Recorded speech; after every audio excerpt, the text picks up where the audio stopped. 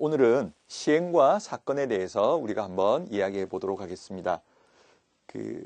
확률을 처음 공부할 때 우리가 중학교 때는 단순히 계산을 통해서 비교적 쉽게 접근했었는데 고등학교에서 아마 확률을 배우기 시작하면서 새로운 용어들을 많이 접하게 될 겁니다. 물론 확률 문제를 계속 풀다 보면 자연스럽게 익숙해지는 단어들도 용어들도 많이 있지만 처음에 조금 불편한 용어들도 있을 겁니다. 그래서 한 번 정도 정확히 정리를 해주는 게 좋을 것 같습니다.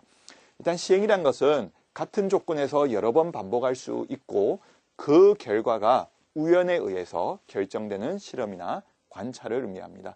그래서 우리가 주사위를 던지는 시행이라고 하면 주사위를 던져서 정상적인 주사위라면 1부터 6까지가 모든 숫자가 우연에 의해서 나오게 되겠죠. 그래서 그런 주사위 던지는 것 아니면 동전을 던지는 것과 같은 것들을 우리가 시행이라고 할 수 있습니다.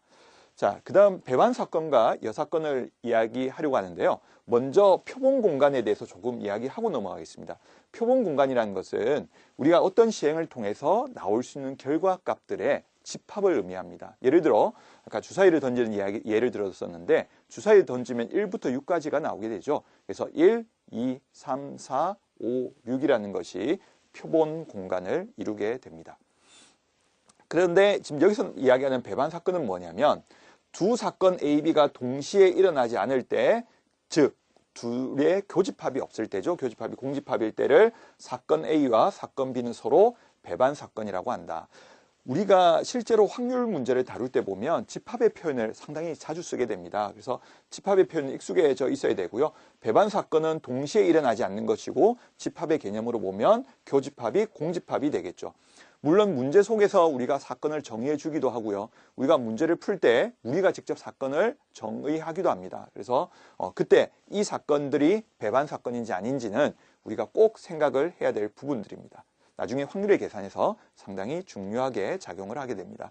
자, 그 다음으로 여사건이 있습니다. 여사건은 사건 A가 일어나지 않는 사건을 A의 여사건이라고 하고요. 우리가 익숙한 집합의 표현으로 보면 A의 여집합으로 나타내게 되겠습니다. 그래서 우리가 먼저 다뤘던 단어들은 시행, 그 다음에 표본 공간, 그 다음 배반 사건과 여사건 이렇게 볼 수 있었습니다. 자, 그러면 우리가 문제를 통해서 간단히 한번 확인을 해보도록 하겠습니다.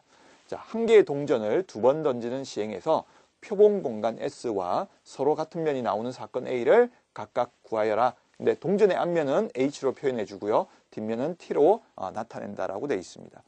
자, 그러면 지금 우리는 표본 공간을 집합으로 표현을 해줘야 될 것 같고요. 그 다음에 동전을 두 번 던지기 때문에 처음 던지는 동전의 결과와 두 번째 던지는 동전의 결과가 존재를 하게 됩니다. 그래서 우리가 지금 여기서 표본 공간을 집합 기호를 써주시면 되겠고요. 자, 동전을 던지는데 처음에 앞면이 나오고요. 자, 두 번째도 앞면이 나오고, 그죠? 그 다음에 앞면과 두 번째 뒷면, 그죠? 그 다음에 뒷면과 앞면, 그 다음에 뒷면과 뒷면. 자, 이런 식으로 나타내 주는 것을 우리가 표본 공간을 표현해 주는 것으로 할 수 있겠습니다.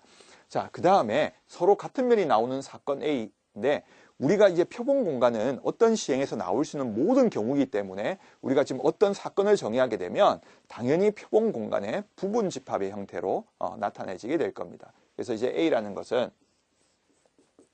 A라는 집합은 같은 면이 나오는 사건이기 때문에 앞면, 앞면과 뒷면, 뒷면이 있겠죠. 그래서 앞면, 앞면, 자, 뒷면, 뒷면 이렇게 정의를 해주시면 되겠습니다. 그래서 어렵지는 않지만 표본 공간, 그 다음에 사건, 시행 이런 것들에 대해서 정확한 용어들을 한 번 정도 정리하고 넘어가면 좋을 것 같습니다.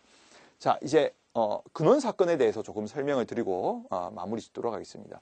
자, 표본 공간의 부분 집합 중에서 한 개의 원소로 이루어진 사건을 근원 사건이라고 합니다. 그러니까 우리가 아까 주사위를 던진 시행을 다시 한번 이야기하면 1부터 6까지가 우리의 표본 공간에 존재했는데 그 1, 2, 3, 4, 5, 6들이 각각의 근원 사건이 되겠습니다.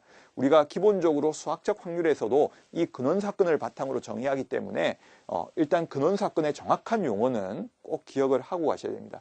표본 공간의 부분 집합 중에서 한 개의 원소로 이루어진 사건입니다. 그러면 조금 전에 우리가 동전을 던지는 시행에서 보면 동전을 두 번 던졌기 때문에요. 동전을 2번 던져서 그 한 번의 시행을 통해서 일어나는 것은 이렇게 앞면 앞면과 같은 거겠죠. 그래서 실제로는 여기서 근원 사건은 앞면 앞면, 앞면 뒷면, 뒷면 앞면, 뒷면 뒷면이 각각 근원 사건이 되겠습니다. 그리고 우리가 여기 설명에 제가 하나 더 적어놨는데요. 모든 근원 사건의 개수는 표본 공간 S의 원소의 개수 NS와 같다라고 되어 있습니다. 그러니까 원소의 개수로 표현이 되겠죠. 그러니까 조금 전에 우리가 동전 2개 던진 시행에서는 근원 사건의 개수는 4가지가 됐죠. 그리고 우리가 주사위를 던진 경우는 근원 사건의 개수가 6개가 되겠습니다. 그래서 이 용어는 아마 지금은 근원 사건을 듣고 이게 왜 중요하지라고 생각할지 모르겠습니다. 그러나 한 번 정도 영어를 정리해 주시면 확률에서 잘 이용할 수 있을 것 같습니다. 오늘은 여기까지 하도록 하겠습니다.